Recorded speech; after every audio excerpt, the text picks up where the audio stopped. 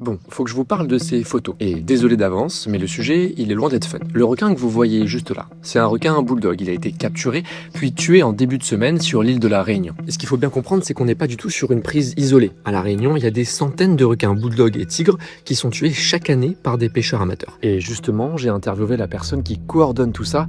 Je vous laisse regarder. Ça, c'est un bulldog de 2 mètres pour 120 kg qui a été pêché hier soir par un pêcheur. J'ai tout un ensemble de pêcheurs qui me font confiance et qui me font remonter régulièrement leurs prises. Ils visent plutôt les poissons sportifs, des mérous, etc. Et de temps en temps, il n'y a que des requins. Donc ils mettent un bas de ligne d'acier et ils sortent un requin. Chaque année, moi j'estime à 100 ou 200 juvéniles bulldogs qui sont sortis par les pêcheurs amateurs. Et derrière chaque requin pêché, Jean-François lâche un billet, entre 30 et 50 € pour encourager les pêcheurs locaux à continuer. Depuis 2013, c'est tout un réseau de pêche amateur qui s'est organisé sous son impulsion. Difficile d'affirmer un chiffre exact, mais cette méthode aurait permis de capturer entre 2000 et 3000 squales depuis le début de la crise.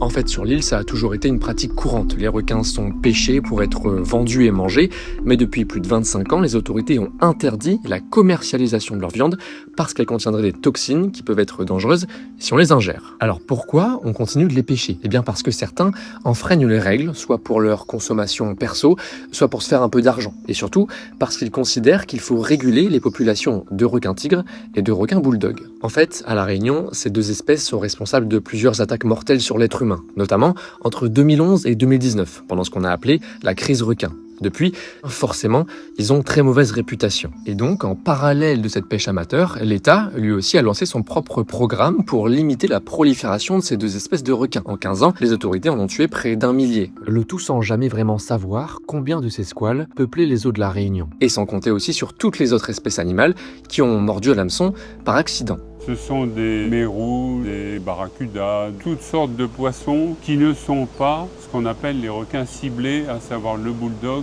et le tigre.